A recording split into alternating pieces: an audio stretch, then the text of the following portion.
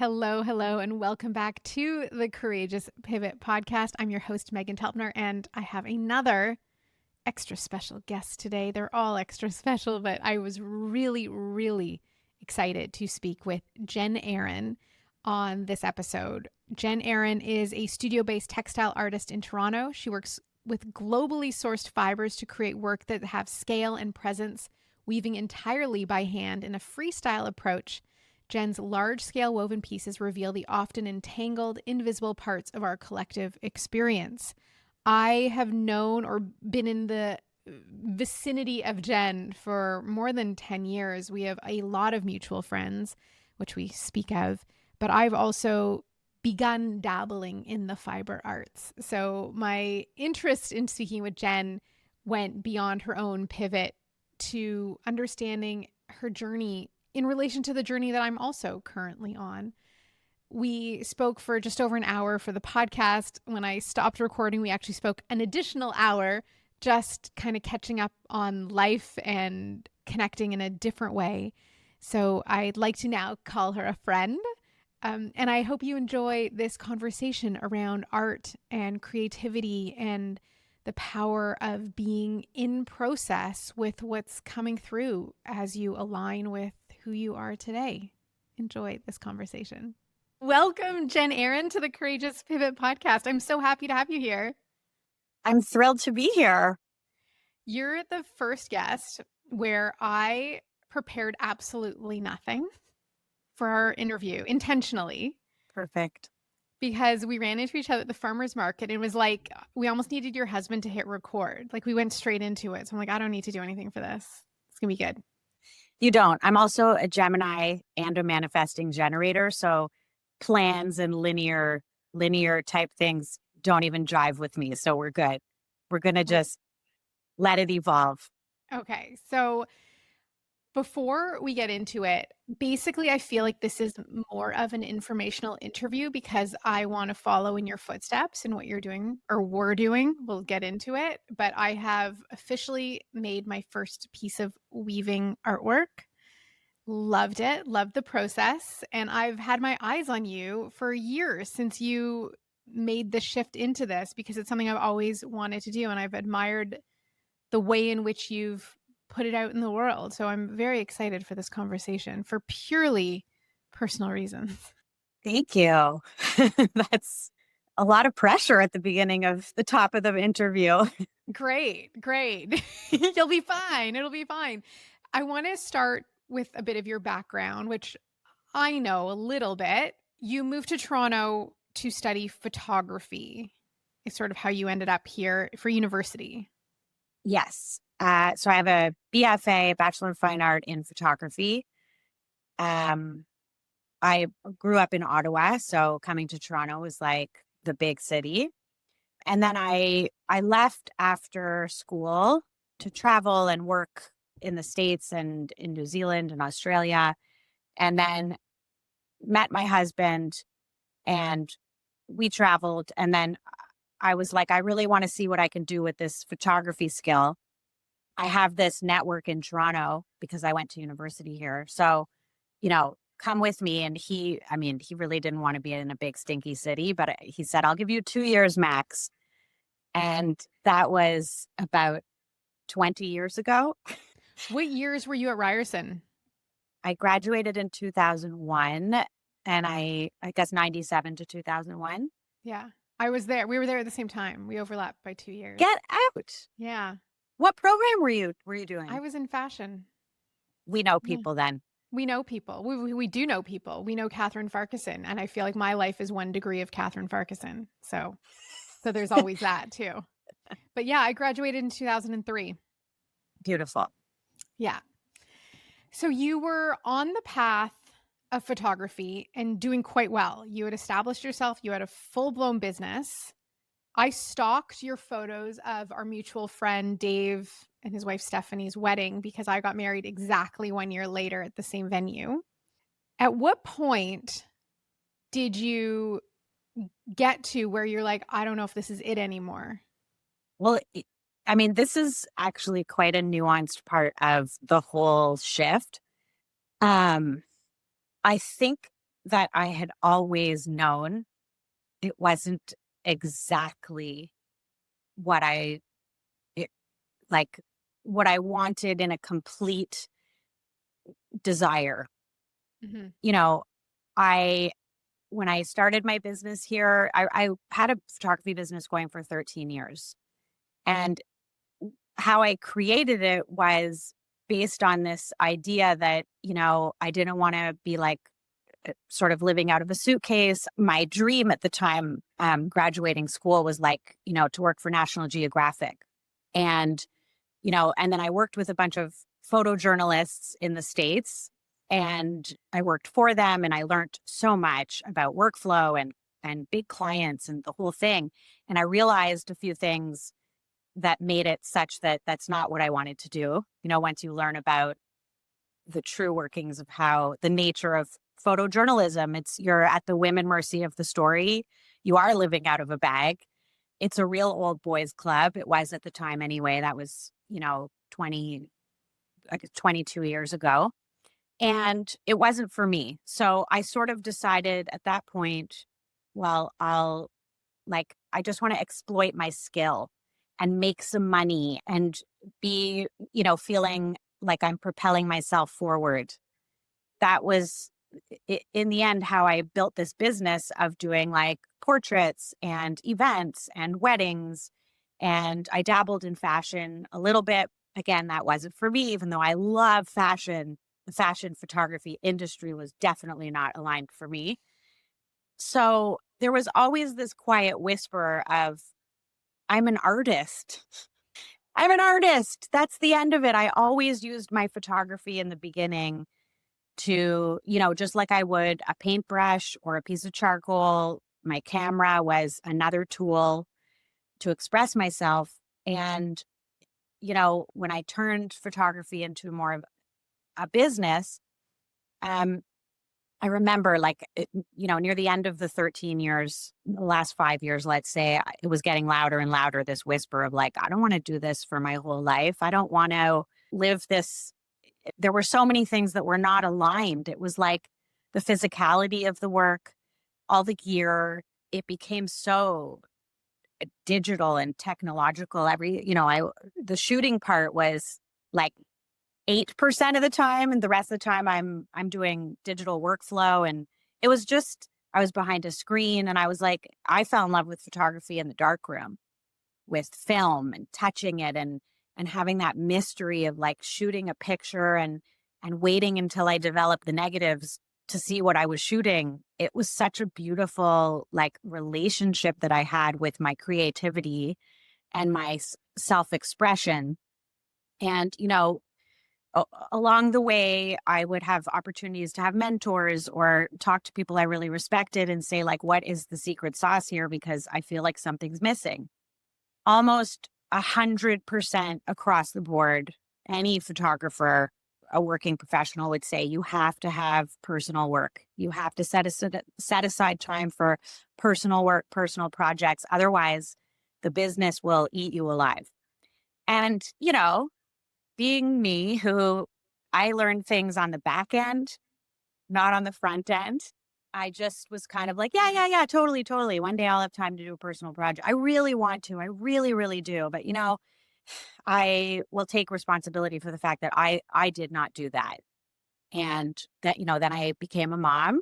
I had my son, and all of a sudden my version of time and personal time was like crystal clear. I'm sure you can relate.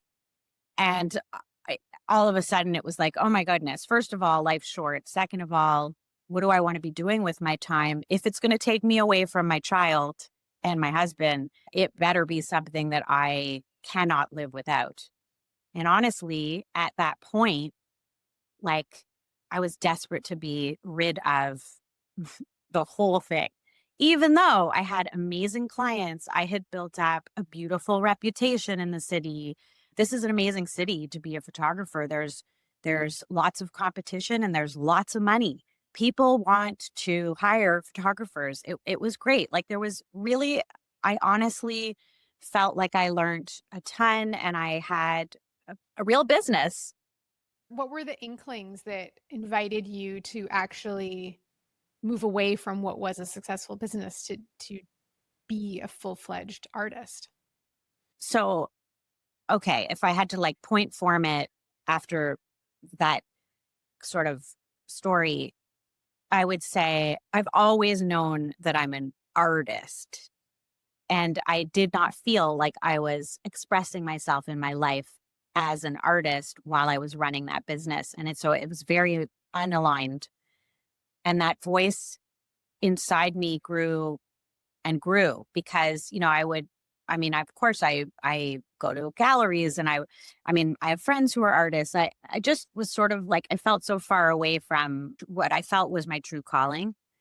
And I was sort of like adjacent, right? Because I was a photographer. And of course, when I closed the business and made the final leap, and for a couple of years, I had one foot in the photography and one foot in the weaving. I mean, it was like until I really broke free and just stopped taking photo jobs and like said, I'm doing this, got the studio and, like a dedicated weaving studio. I think there were lots of people that would say, oh, but you're so creative. You have your pictures are just, oh, they're so beautiful and you're so creative. And, like I heard it, but I didn't feel it because to me, like, yes, I was using a creative medium and I am a unique person. So the pictures that I took were unique. And, I loved what I did to a degree. So I was good at it.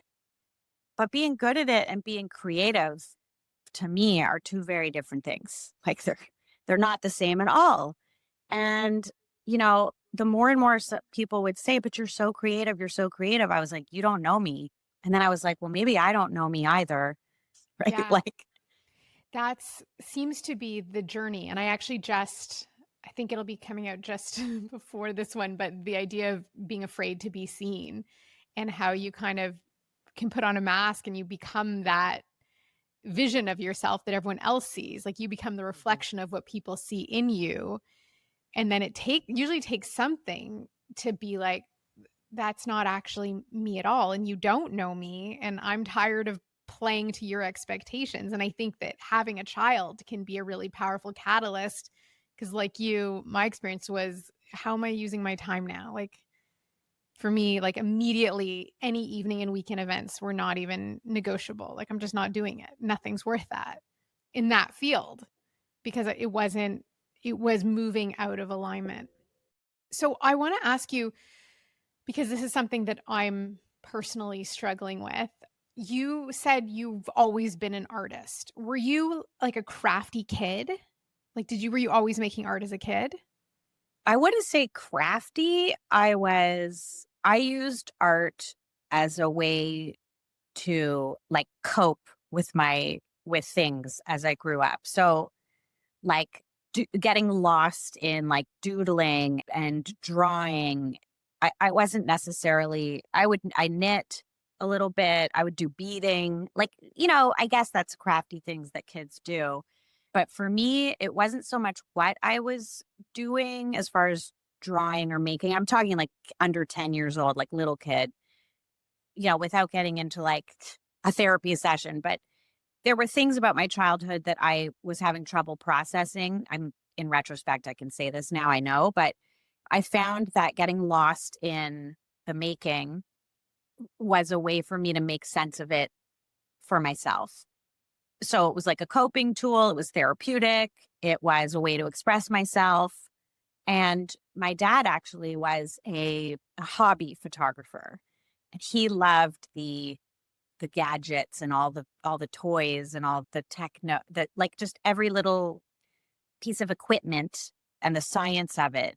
He loved photography for that reason. And so I was about 13, I think, and he gave me an old Nikon FE2 manual camera. And he said, here's the shutter, here's the aperture, go for it. And we had a dark room in my basement.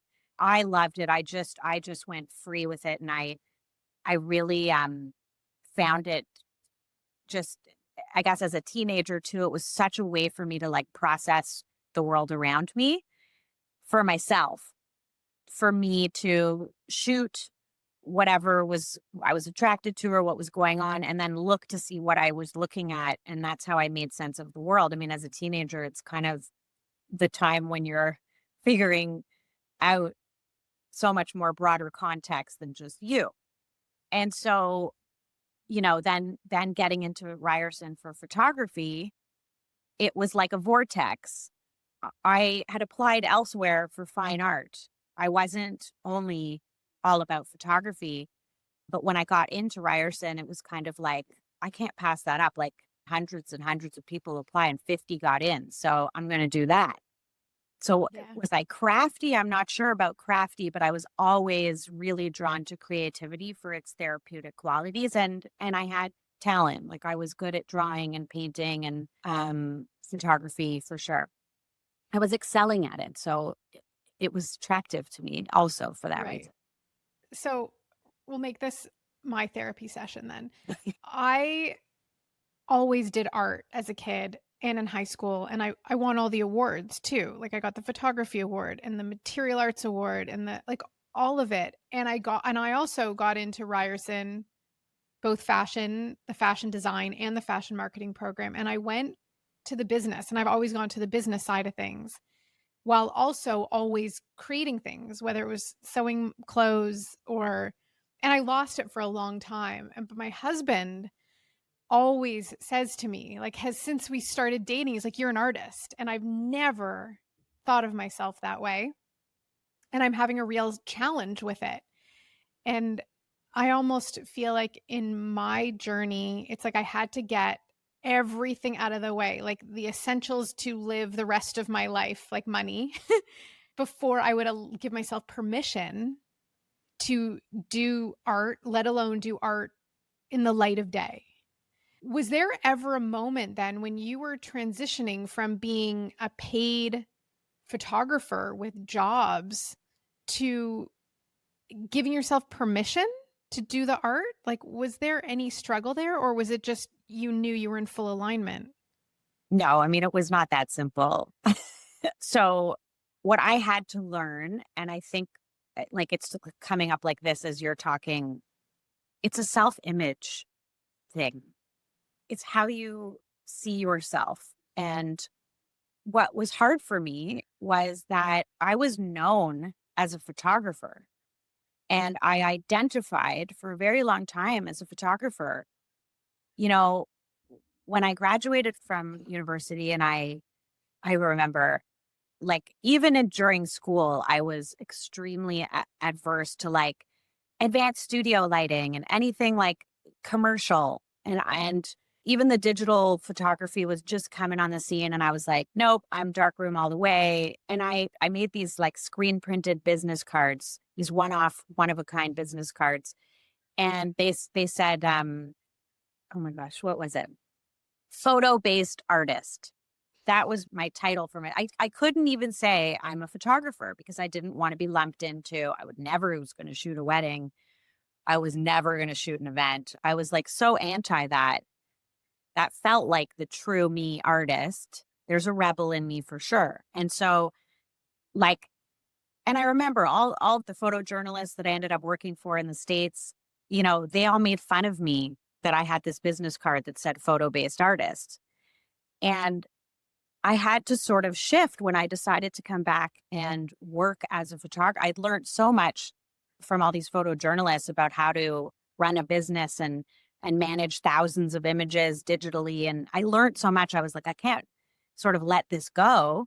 And I was, done with the idea of like a starving artist. I was kind of ready to I met who's now my husband, but like we were starting a life and I was kind of like, I want to contribute and I have to contribute, but like, I don't want to sort of struggle anymore. And so what happened as a result of that is I became a photographer and I started doing all the things I said I was never going to do.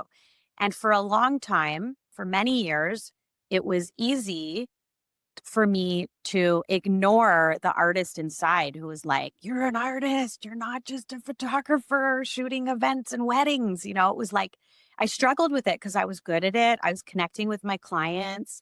I was generating, I never did any advertising. I was all word of mouth. I had a beautiful reputation as a photographer, and I loved my portfolio. Like I was proud of myself for building that. But when I think about it now, the disalignment I started to feel louder and louder and louder till the end was this like, I'm an artist, I'm not a photographer, right? Mhm. And there was a real lodged in belief that if I like that I had sort of sucked my artist soul dry by turning it into a business. And so if I ever wanted to turn anything else into a business creatively, my belief, this limiting belief was like, this is going to happen again and this is going to happen again. And so it was terrifying to think, how can I pivot? Right? How can I like, how can I shift? And, just to give you a brief, like, why weaving? I took just at random on a friend's suggestion, I was so sort of creatively just down and low as a result of all this photography business and just running the business and not doing anything personal and creative and expressive. And so I took a weaving workshop in Parkdale at the workroom. It was a 2-week thing. And like, I was just like, my whole creative self was like, I just awakened. And I was like, oh my, this is what I've been searching for. And I just didn't stop. And I started creating work. I had a show lined up for Contact, which is the big photography festival here in Toronto. And I loved the weaving so much. And I was transferring photos onto fabric, ripping that up, weaving it. And I was just like, I think I'm going to show all of my woven work and I'm just going to do it. I'm just going to like turn it upside down. And instead of showing these beautiful fine art photographs that were framed in behind glass, the way that Toronto likes it, I was like, no way. I have to do this. So I had this show. I sold a piece and I got a commission out of it. Wow. And I was like, oh my God, you know, is there something here?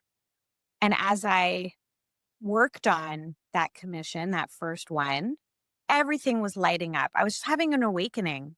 And, you know, it was difficult because I was still sort of taking care of my clients and running my photography business at a toddler. It was like it was hard for me to be the witness that I needed myself to be, like to really zoom out and be like, this is your one life. Like, what are you doing here?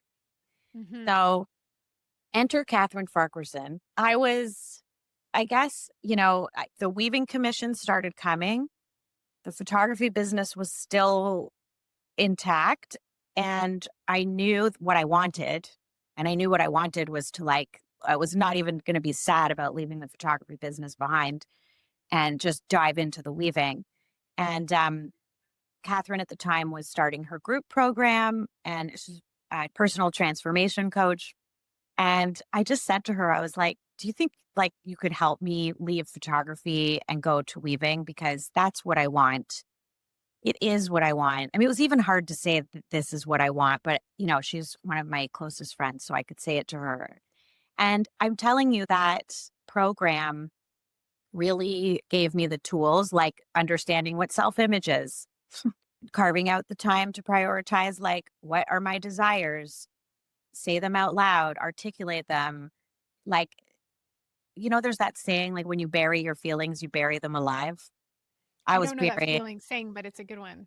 it's a real good one because your feelings about something, they're alive still and they come out whether you like it or not, whether you're prepared for it or not. And I just sort of had this real big shift around, I was also just turning 40. So I was having this like, it was definitely not a midlife crisis. It was a midlife awakening. I was just totally lighting up creatively with this new medium. I was so happy to work, you know, with my hands. I was done with the screens, done with the digital, just abstract texture, having nothing to do with telling a story or having to tell a story or making somebody look like their best or capturing all of it. And I think that what I learned about self-image is the root of it for me. It was difficult for me to change my whole Instagram feed. How was I going to say that I'm a fiber-based textile artist? I mean, can I even say that? How am I going to make the money I made with photography? Can I charge what I want to charge? Like, am I allowed? Like, I don't have a degree. There was all that chatter and what You're I currently speaking the tape recorder that's playing in my own mind right now. I have to ask a very tactical question, but did you delete old Instagram? Like, did you delete any record of what you did? well, I had always been peppering my Instagram with my art photography, and it didn't fit when I was trying to get wedding clients or event clients or what have you. So I sort of deleted all the images that were about hiring me as a photographer, and I kept some of the art, like the fine art shots, for a while until I could fully let go. And I mean, Mhm. I just sort of knew when it was time to be like, fuck that, and like make my title fiber based artist and practice introducing myself that way. It was really interesting to have these little micro practices of like bumping into someone I hadn't seen in a while, or hey, what are you up to? That was like a really loaded question at this time. I love that you're doing this podcast because this is just personal evolution. If you're someone who's into personal growth, you are naturally going to evolve, and it doesn't always line up with what you thought or what you're doing. No. I was invited to this entrepreneurship gathering of ladies, which under the best of circumstances, if I was like the peak of my business, I would have been uncomfortable because I just don't like these situations. But now it's exactly what you said. We're like, what are you up to now? Because I was very public in the work I was doing. And I'm like, I'm gardening. Like, it depends who's in front of me, and what I did that morning will change my answer. Because I don't, it's a hard question to answer when you don't know. Like, I don't know what I'm doing right now. Yeah. Okay. First of all, so the other thing that part of this is, and I still do it, is like the writing, the journaling, the sort of like parsing it out for yourself is so important. Whether or not you're Mm. ready to share it, I found it difficult to wake up in the morning and not know for myself. I found it difficult to not be able to answer that kind of question. I'm not good at small talk in the best of times. So, like, that was like, but I'm a social person. So, I didn't like feeling like that. I like to feel like I'm in charge and like I'm creating my whole setup instead of like reacting to it. So, in that sense, like, sometimes you gotta be uncomfortable to the point where, like, you just can't take it anymore and you do something about it. That's what I've learned about, so it's 8 years ago that this all happened, that I changed my whole creative medium and creative identity outwardly, and, I'm still having I'm 8 years post big pivot, right? But now, I mean, there's micro pivots all over the place, and Let me ask you yeah. some very specific questions. Did you sell your photography equipment? So, well, that's a yes. I sold a lot of it. I mean, I sold Yeah. the stuff that I knew I was just not, but it was a really sentimental medium for me. For the first few years, 4 or 5 years, I was like, I'm never picking up a camera again. Like, I don't care. I was actually really enjoying being present because, photography is a great way to not be present. I can say that because I've had just such a deep experience with photography. Like, it's a way to put something between you and the rest of the world. It was a real crutch for me socially. Just grab my camera. I'm shooting. Yeah, I've got a purpose. I'm doing something. I'm not actually here. It's like just, it's people even on their phones when they're taking pictures. I took my son to his first concert on Sunday, and he was just like videoing the whole time. And I was like, put that down, like, be here, just be here. Yeah. So that was long winded just to say I had to really renounce the photography part in order to claim the weaving. But to be honest, the photography is coming back within my art practice. because again, my true roots are that I want to express myself. And there is something I fell in love with about photography that I Okay. still do love. So I kept like a few of my most favorite camera bodies and my favorite lenses, you know, a- anything that my dad had passed down to me, like that stayed. Everything else I sold or gave away. I didn't even care. It was like, and I was so light. I'm telling you, like maybe there's something where you kind of have to like look at micro practices. You know what you want, obviously. Okay. Yes. But so maybe there's little things that you can do to start like testing and seeing how that goes without being like, okay, I have to like do this complete. It's a process. It's a process. And that I think is a challenge for a lot of people in that we're so conditioned to want instant results from aggressive action in real time all the time, like instant validation that you're on the right path or you're doing the right thing and you know the next move. For me, it's been a 2 year and a bit process. I've this week, as we're speaking, cleaning out my studio space, which I've had for 19 years. And it's been joyful and silly, like just finding things that felt so important at the time and really living like this served no purpose then, it serves no purpose now. Like it's an interesting process. Um, I'm also learning that becoming a fiber artist is also a commitment because you need a lot of yarn.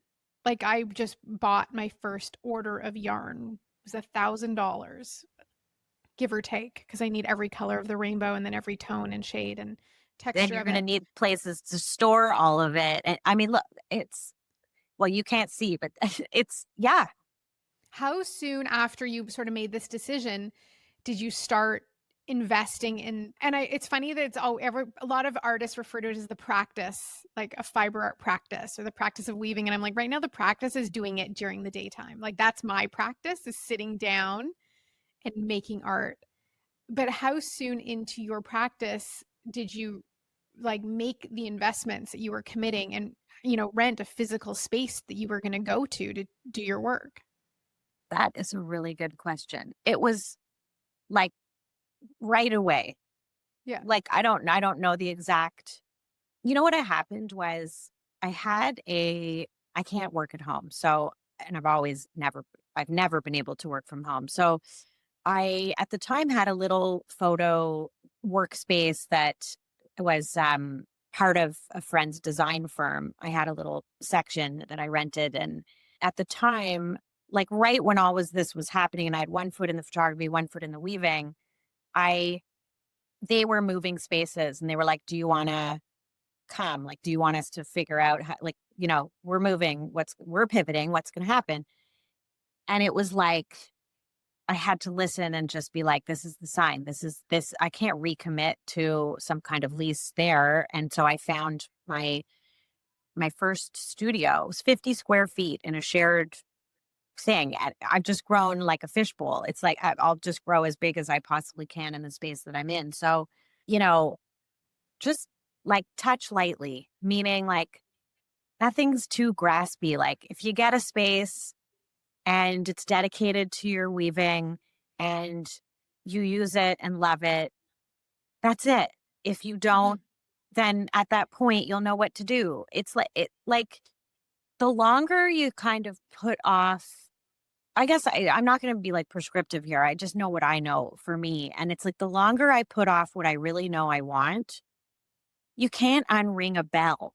So it's like I was lucky to find, that 50 square foot space was like in a artist collective that was month to month. So it was like there was no commitment, not the way that my photo studios had been. So it was like, okay, like maybe you find something that is a stretch, but that works, that isn't like, Yeah. you know, irresponsible. And like for me, having that space, and I just kind of looked around and was like, "Oh my god!" Like, yeah, like I made my first few wool orders, and I said, "Ooh, this is my tools," and like it's not all like black and metal and says Nikon all over it. It was like so it's colors and wood. There was wood, and I was going hiking and finding old big branches. And maybe I'll use that. I was just like, to me, that's the practice. The practice is like living as an artist. And so what that means is that all aspects of my life inform that creativity. So it's not necessarily like when you do it during the day, do it at night, do it on your couch, do it in your studio. It totally doesn't matter where or when you make the art. It's that you prioritize making it and you feel something when you're doing it and you put your energy into it's like all the materials, right? And what you're doing. It's like that alone is like, what makes something art? What makes someone an artist? Well, it's the intention. It's the declaration that this is what I'm making and this is who I am and this is why I'm doing it. That's it. The validation from the outside world is like a whole other hairy mess. And the practice too is like shutting that out and really claiming the truth of like your personal experience in making. Like I'm learning a lot, constantly learning a lot, but I'm really learning now about like what is it I need as an artist? What is it that I want to do? I mean, we talked a little bit at the farmers market. I was like, there's another pivot coming. And you're like, oh my God. Now, I'm not pivoting like I'm leaving textiles, but I actually, this was very helpful and it might be helpful for you too, since obviously we have this similar, I didn't know that you were going to say that today, but you want to be a fiber artist in full completion. So I use my creative practice to practice this evolutionary work. So Mm. weaving is such a metaphor to me for like so many life experiences and nuances and highs and lows. And I find that what I do is I'm paying attention to my process, and my process is guiding me. And right now it's guiding me away from what I'm known for. It's guiding me away from what I've done, what I'm used to, what I'm good at, my comfort zone. That, by the way, at the beginning was not my comfort zone, but it is now, right? It's 8 years later. Now I'm like, okay. So it's kind of why I said yes to the podcast, because I was like, I knew it was coming. When I saw you a few months ago, I was like, "Fuck, there's another step coming. I know it." Like, and I was just getting real sitting pretty here in this little mode, and with the reputation again, and the things I've built, and the stuff I'm doing, and I'm like, I just know something else is coming, and I'm on the brink of something. And so what I do is I just really try hard to like keep respecting my process. I'm very process based, always have been. So it's like, okay, the materials that are guiding me now, this like the techniques that I'm now interested in, I'm going to just, instead of being like, yeah, I'm kind of interested in that, but I'm working on what I'm doing. No, I'm like, okay, I'm giving myself the time to explore the new techniques that are scary because I don't know how I'm going to translate them into the work that I've been doing.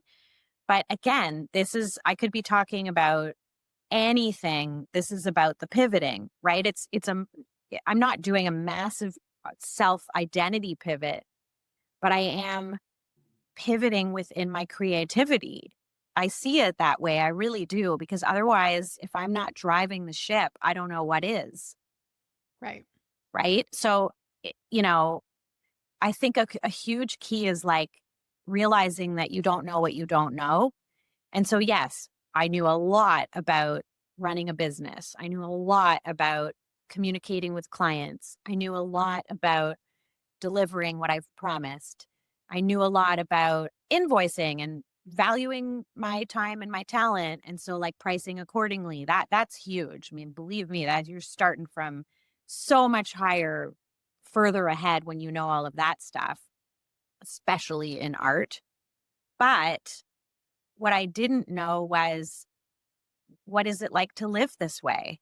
Who am I in the studio every day for years on end? What inspires me? What are my creative seasons? What are my rhythms? I now understand how I am in the summer versus how I am in the winter with production and inspiration and like percolation of all of that. You know, I've had to just really claim and prioritize my desires, period, full stop. Mhm. So, is there a recipe? Is there a template? I mean, maybe some people might work better that way. I definitely don't. I'm like much more broad strokes and figuring it out as I go. I don't know if any of that's like, does that land at all? Like with what you're Yes, like, there's that entirely. piece of it, right? You kind of like, I was very quick to sort of at the time make these sweeping statements like, well, if I'm not a photographer, X, well, if I get a studio, then I'll have to, like, those were really limiting. Or if Yeah. I choose another path of I found this other medium. I'm so lucky as an artist to have found a whole other medium that I fucking love and that people are responding to. Like, how incredible is that? Yeah. So, oh, okay. So now I turn it into a business again. Like, what's going to happen? Because I have this, like, through the work that I did with Catherine, in the personal transformation and mindset space, it was like I really had to uncover what my limiting beliefs were, right? And so that I could step into this version of myself, which felt extremely far away from where I was at the time, right? I'm sitting here now and I'm like in my studio and totally comfortable and da da da, but like this took a very long time to actualize. And it starts with that whole thing about, especially when you're coming from, you've created your business, you created your life, very hands on, intentional, like uh, achieving. So it's like, it can't just be the same skill set into the new thing, right? There has to be this like allowing. Yeah. And I think for these pivots, especially for so many people who listen and other guests who were both you and I very successful in our previous endeavor, that there also has to be a reimagining of what the metrics of success are in this new iteration. Yeah. Because for me, it was quantity of quality humans and of course revenue because I had 10 employees and it had to be a profitable business. Otherwise, why am I doing it? Which should say everything. Like if it's my own business and it's not making enough money for me to keep doing it, that's when I knew it wasn't working. But it's there's something to kind of reimagining and clearly defining what success looks like when it's not by the metrics that worked previously.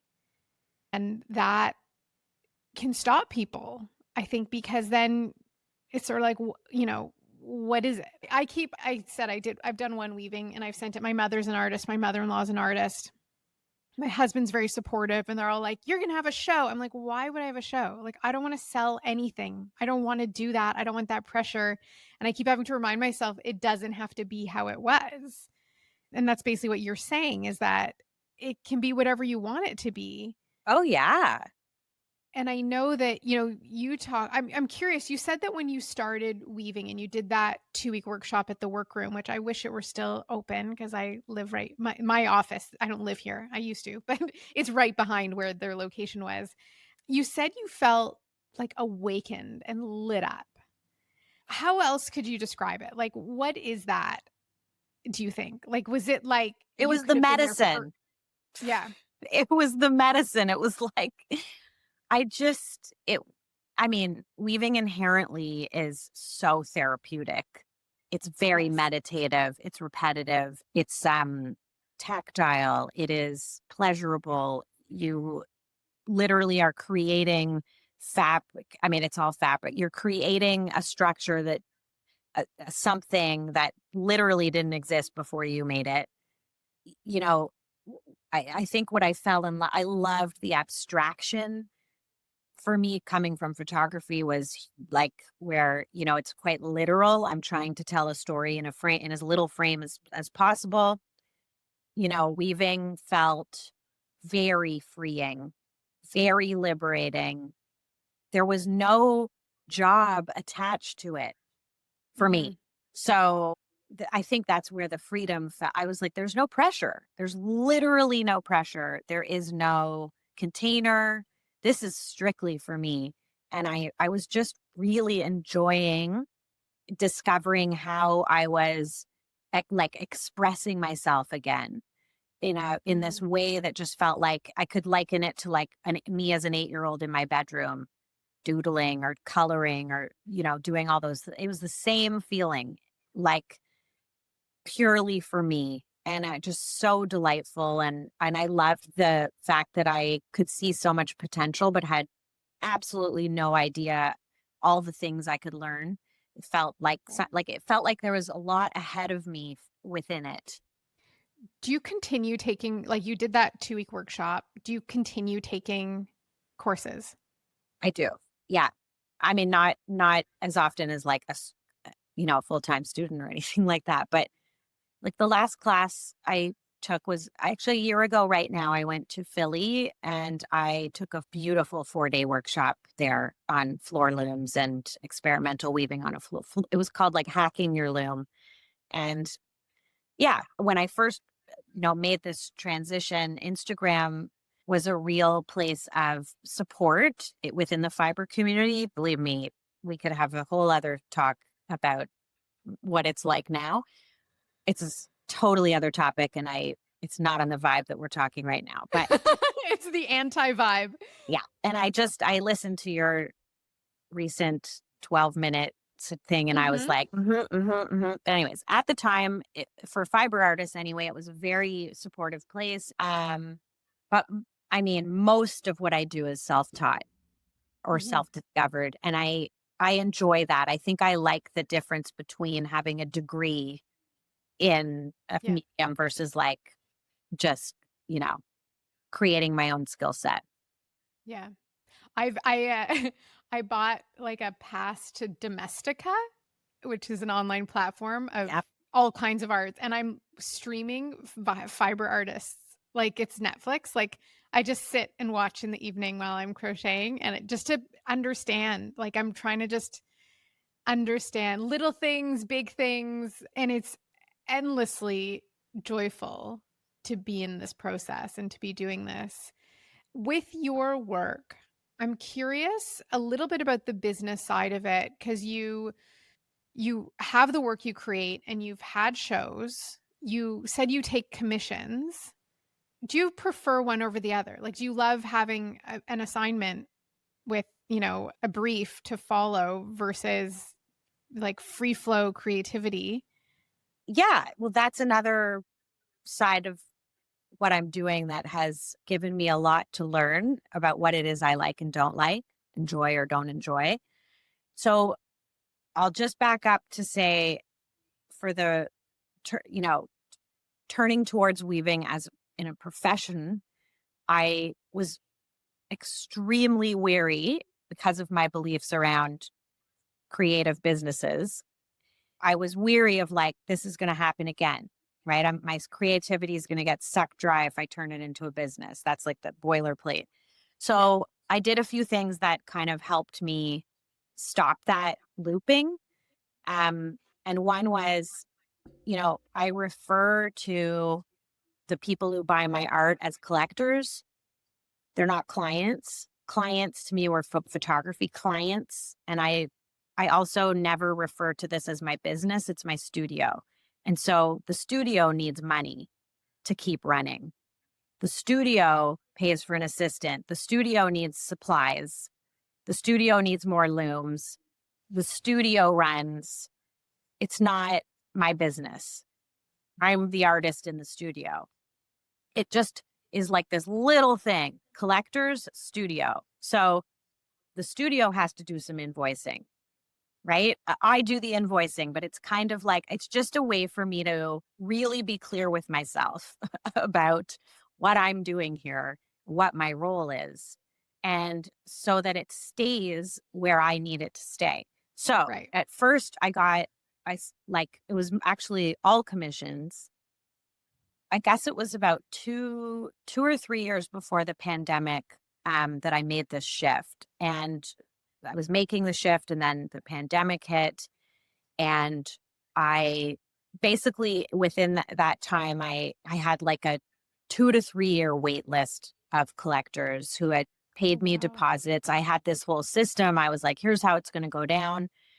And how it was going to go down was like, you know, I was going to, a lot of the people who were on that list were people who wanted me to, they were like, we just love everything you're doing. Just make something. Here's the wall. Here's the measurements.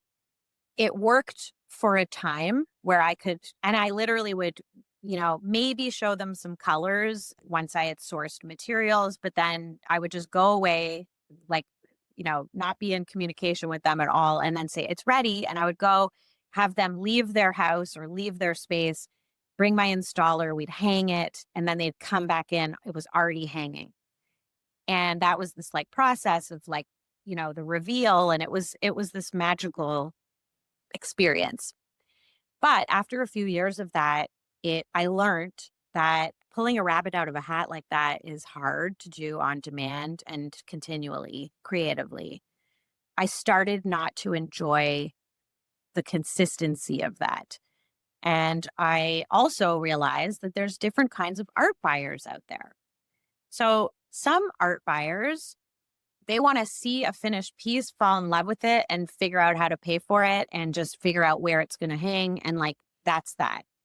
Some collectors do want me to pull a rabbit out of a hat. They want to be surprised. They really love that whole experience of like trust and we're going to love it and we just know it.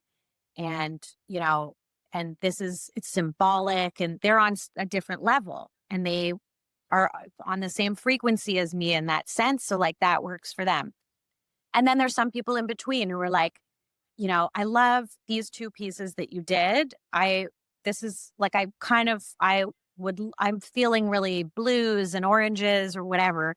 And, so it's a little more like it's referenced to previous work with a little more direction, but I don't take direction from collectors who hire me to do commissions. There are lots of artists who are happy to, show a catalog and be like, which one do you want? And I can change it and make it the different size or shape or color. But like, that's what I want. That's what they do. It's not the way I don't get off on that. Right. So I've had to figure out like what kinds of commissions do I like and enjoy? Because to me, having run a photography business, a commission is an incredible way to create. If you can handle the creative pressure of it, you're getting a deposit, you're guaranteed the money when it's done. There's a contract. It's like a wedding. It's like, so you can like financially and all that, you can be like, I'm set, I'm good. This is like, it can carry you through. Whereas shows and exhibits might have a little bit more je ne sais quoi about like, I'm an artist having exhibits, but I put a lot of sort of hard work, blood, sweat, and tears and soul into creating work for an exhibit. You don't know if it's going to sell.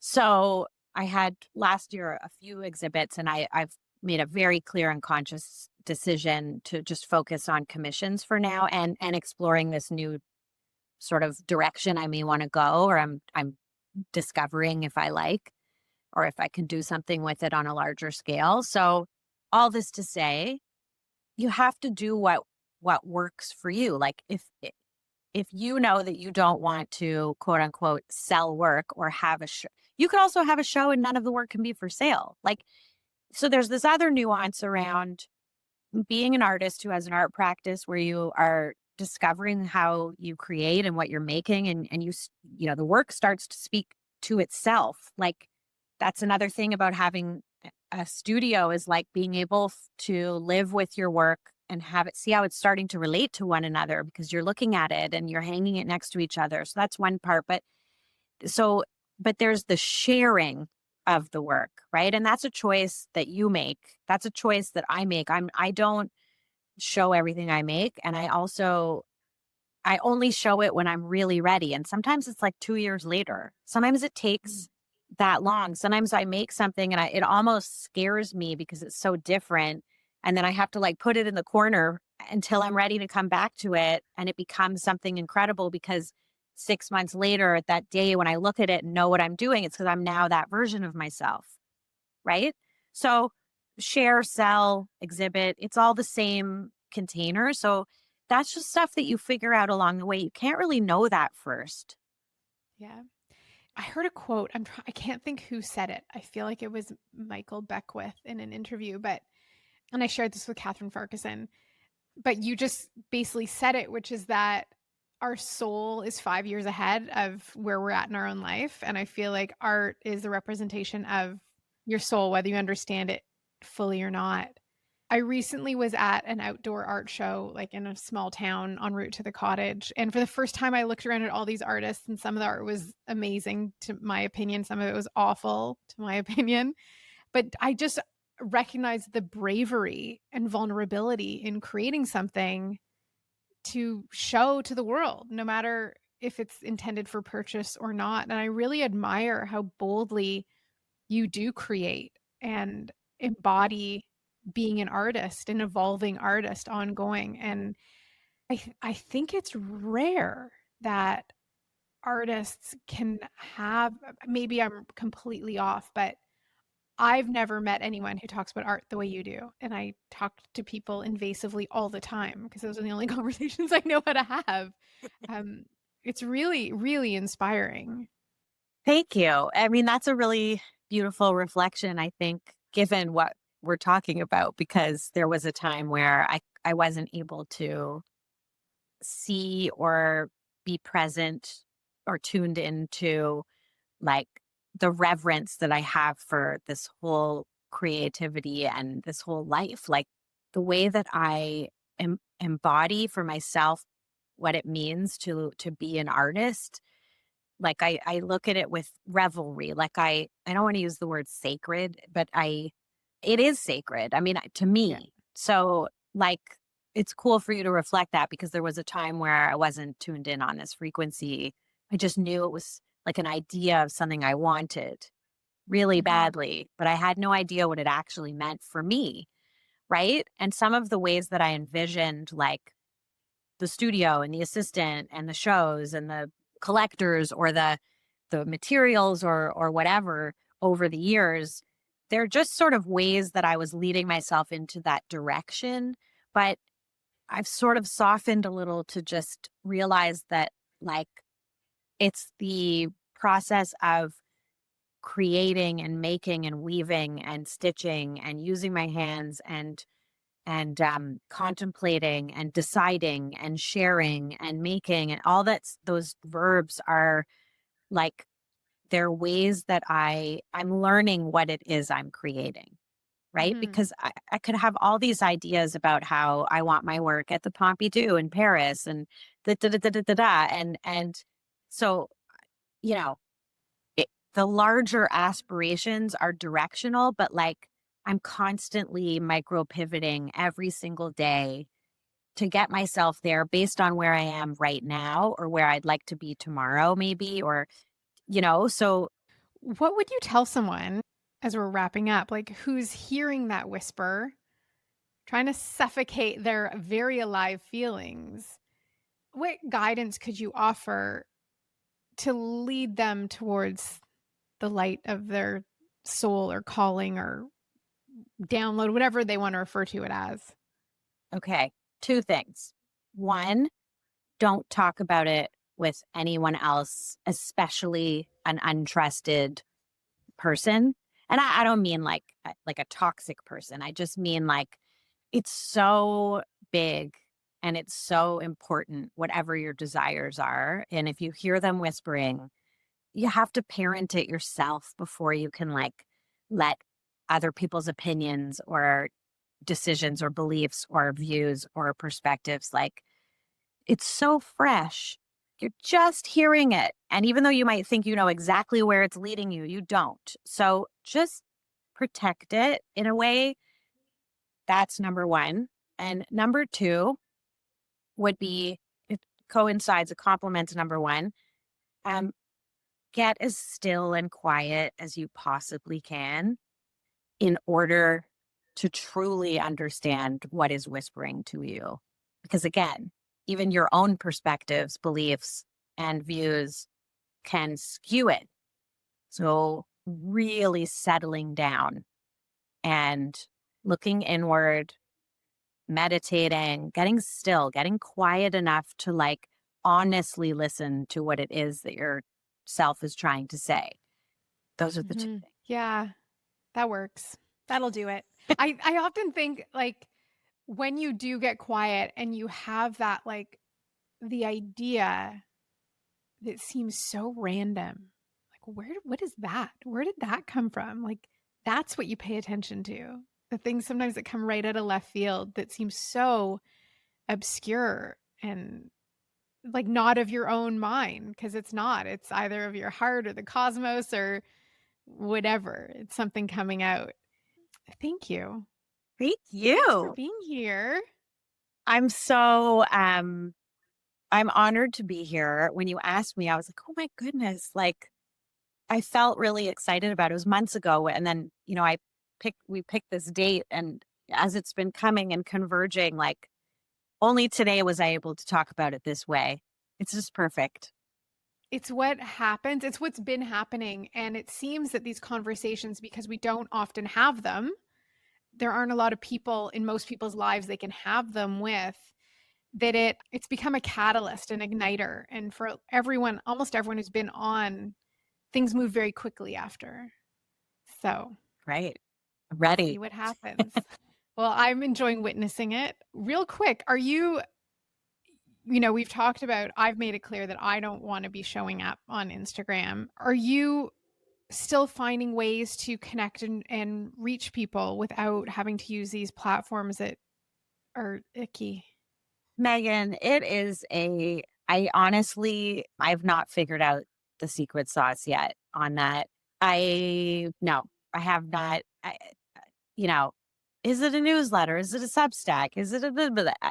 I don't know what it is. So what I'm doing at the moment is just trusting that the people that need to see the work will connect with me. There's a portal on Instagram where they can reach me. Like the Instagram is that portal at this moment. And like, honestly, I think given the nature of like our collective state at the moment and social media and what it's doing and not doing, I'm just really focusing on like my process, my creative Hmm. process, and trusting that whoever is supposed to connect with what I'm doing, unless I have a real clear idea of how I would like to send smoke signals out, um, it's a lot of trust. Yeah, I have to protect my creative energy and state. Absolutely. Do you have a website? What is it? I have a website. It is jenarron.com, JENARRON.com.